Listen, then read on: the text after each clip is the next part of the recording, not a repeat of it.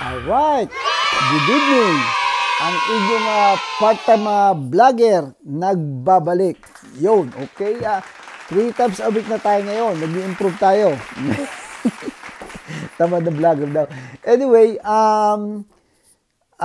i-update ko kayo sa mga nangyayari tungkol kay Isko Moreno at lahat iniikutan natin yan. Lahat ng vlogger ay pinapanood ko rin about Isko Moreno. Okay, focus tayo kay Isko Moreno sa kanyang campaign. However, very tempting yung ibang mga issue sa Quadcom, kay Sara Confidential Fund. I try na hindi ko, more focus tayo kay Isko Moreno. Okay? At painitin natin yan. So, sa ngayon ay si Hani Lacuna ay talagang full-time na very aggressive siya. Uma-attend siya ng mga interview, umiikot siya at medyo mainit siya sa social media.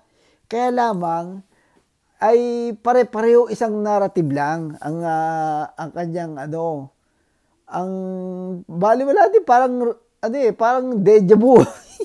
Redundant. Yung mga binabato niya kay Isko Moreno, parang hindi masyadong kulang sa rekado. Okay? Maybe sa mga sinisave niya yon sa mga huling araw ng eleksyon, meron siyang pasabog. Sa ngayon ay yung narrative niya na si Isko ay walang utang na loob, yun, doon lang, paikot-ikot lang doon. Ay, yun nga, as usual, ang feedback doon sa mga tao, sa mga mahihirap, ay nagagalit lalo ang mahihirap. Okay? So, very simple lang yun eh. Kung ikaw ay kandidato, bayad naman sa iyo, taxpayer, di ba? So, doon sa nakakarabi, yun ang, doon ka, merong commitment dapat, di ba? Ay ano nangyayari dito sa mga Lacuna, ang si Isko ay dapat may commitment sa kanila. Parang sila yung sila ang upper hand eh. Mababa talaga ang pagtingin nila kay Isko. Parang parang lumalabas din na mababa ang tingin niya sa mga mahihirap na tao.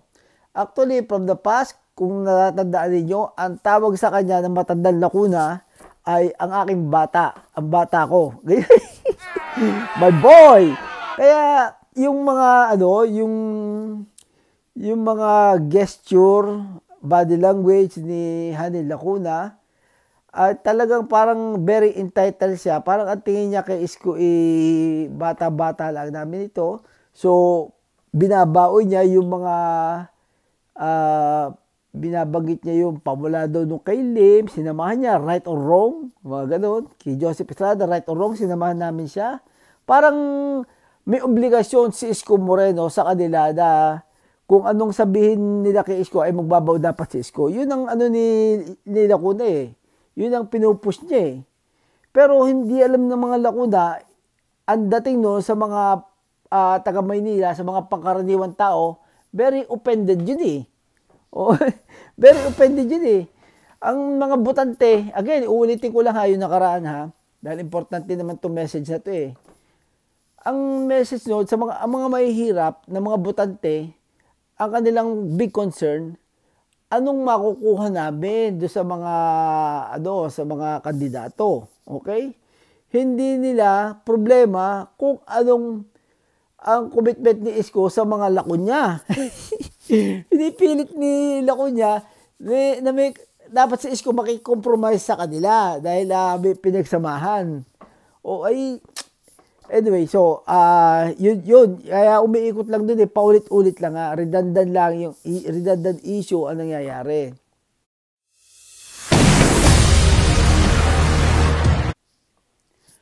Alright, okay. At merong mga vlogger din nagbablog about Muslim community at napakalaki ng suporta ng mga Muslim community kay Isko Moreno dahil nga siya nagpatayo ng sementeryo ng mga Muslim. Okay, so ang napakarami ng mga Muslim resident sa Maynila, sa bandang Quiapo. So, solid yun. Ang Chinese community ay laging naka-isko yan. Yung, siyempre, dumami na rin yung mga yun pamula Binondo, Ongpid, kay-Isko Moreno talaga yan. So, wala talagang panalo ang mga Lacuna unless na okay, ito ay napaka-importante itong impormasyon na ibibigay ni Pilosopo Mamay. Okay, during presidential election nung nakaraan ay natalo ni Marcos itong si Isko sa Maynila. Okay? So, ganun pa rin, tatlong hati. So, napasok ang Maynila. So, ibig sabihin, nabibili ang mga tao. Meron ding mga undecided voters na ano. So, hindi naman marami naman nagko-complain na hindi daw totoo yung data dahil may mga issue, nakita yung balota sa parteng Cavite. Di ba? May mga may mga impormasyon na gano'n na nakaraan. So, okay, anyway, let's say na totoo yun, na natalo pa ni Marcos si Isko Moreno nung eleksyon sa Maynila. So, siyempre, isipin natin na nabibili talaga nabibili pa rin talaga ang mga botante. Yun. So, kaya ito si Pilosopo Mamay ay merong may recommendation last time na alagaan din yung mga middle class na tao dahil meron siyang impluensya sa mga undecided voters, okay? At majority doon din sa mga mahihirap at hindi ko masasabi na nabibili. Pero ay nakikita naman natin doon sa mga nakalada video, yung mga abutan, yung mga hakutan, nako-compromise baga, okay? Dahil meron pa rin tayo na kultura na mako-compromise ka, yung kahirapan. So yun ay precaution lang naman doon sa bagay na yun. Okay? Anyway, ay hindi ko talaga tumatisi. Talagang focus tayo kay Isko Moreno. Kaya lamang ay na-cross ko to. Natatawa din ako doon sa, bagitin ko lang total magmamaritesan tayo.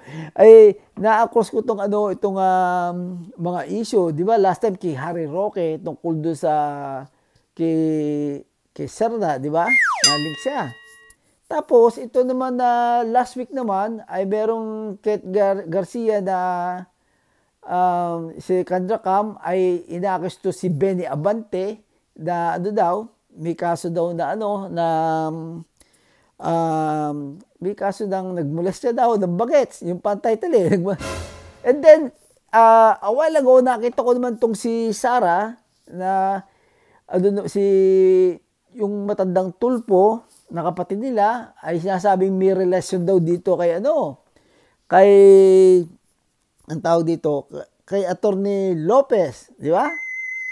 Dahil kasi nga naman nung inaakusahan yung kanyang asawa at saka yung kanyang kapatid na yung tungkol doon sa mga drug smuggling, ay parang walang comment si Sarah. Wala siyang pakialam. Hindi natin nababalita na nagwawala. Pero this one ay nagwawala siya para doon sa attorney, sasamahan pa doon sa kulungan. Parang ganun So, ganun kasarap ang politika sa Pilipinas, napakagulo. So, anyway,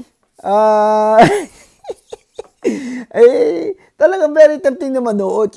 Pero ako, I do my homework. Talagang yung I do my homework regarding Isko. Titinan ko, sinusubaybayan ko talaga ang ang ating kandidato. Kay Isko lang naman tayo talaga nakapokus yung energy natin Anyway, tayo naman ay part-time vlogger at ang aking pagbablog kalahati ay ibang subject dahil ayaw ko naman masyadong intense. Kumbaga sa ang hinahanap ko yung mga taong nakaka-relate sa akin na nagre-relax lang, hindi masyadong intense. Ako naman ay sinosort out ko, sinasummarize ko at binabantayan ko kung ano nangyayari kay Isko. Yun ang aking role. Pero yung magpo-full-time vlogger ako at yun ba, ibablog ng 4 times a day. Hindi ko natin kaya yun. Hanggang dito lang tayo. Okay. Makita ko lang yung mga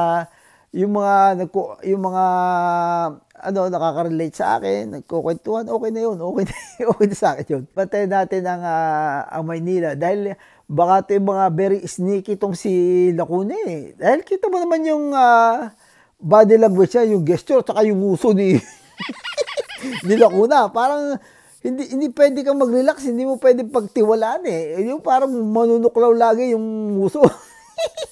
Parang may pangil yung uso ni Lacuna. Yun. Anyway, okay, salamat sa mga nag-subscribe at mga magsusubscribe pa. At andito lang si Pilosopong Mamay, nagbabalik at I'll try my best na makapag-vlog lagi tayo. Okay. Alright. Okay, I'll see you in my next vlog. God first. Peace out. Alright, good morning mga kasalit nito, mga Estonian. Andito si Pilosopong Mamay at nagbabalik. Okay, andito tayo ngayon sa swap meet. Every weekend nandito ako sa swap meet dahil meron din akong produkto dito. Yun, okay? So, ito ay Ventura swap meet.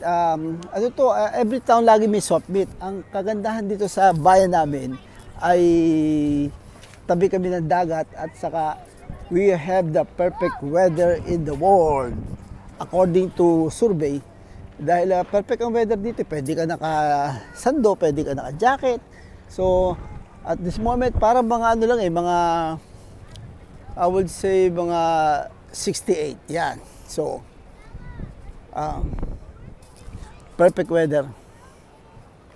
Teka, di ko alam kung saan ko dahil parado yung boat ko eh. Yeah, right. I wish, Anyway, ang mga Esconian ay nangako tayo na ipapasyal ko sila. So, here we are. Andito tayo ngayon sa Ventura County, California. So, at one of this day ay papakita ko sa inyo yung mga ibinebenta ko dito. At ikutan natin yung mga kung ano meron dito. So, anyway, alam ko namang sabi kayo na makabalita tungkol kay Isko. Okay, yeah, like what I said, I'm retired at full-time ako na hinahanapan ko lahat ng mga anyway, like what I said, retired tayo at ang trabaho ko ay magmarites kay Isko. Lahat ng sama naman magmarites. Yeah. Kailangan yun eh. Kailangan yun pagka-retire. Anong gagawin mo? Retire ka na. Ay, di magmarites. Ang sama. Sama naman noon. Anyway, nakikibahagi lang po tayo ng saya, mga Esconian. Ang dami ko naging kaibigan sa Esconia. Yung during time na na pare-pareho tayong humanga kay Isko Moreno at gusto nating sundan at suportahan yung kanyang mga plano. Okay, bihira yung ganun eh. Bihira yung complete package eh. May resibo, kaya legit na naunawaan niya yung mga mahihirap at napapaligiran siya ng mga budol-budol na politiko. Kakaiba to eh. So, anyway, teka. Ang hirap pagka maraming magaganda babae na diba na mahirap mag-vlog. Okay, so balik na tayo doon teka, saka na lang tayo mag-vlog at masyadong kung bakit ba itong mga babae ito lamig na lamig ayaw magsusuot ng appropriate na damit, di ba? Yeah, right. Kunyari hindi gusto, So, okay, hahanap ako dito. Next time na pagbalik ko, hahanap ako ng pupwestohan ko dito na maganda. Kukunti lang ang mga nagbebenta dito. Siguro mga 100 buwan.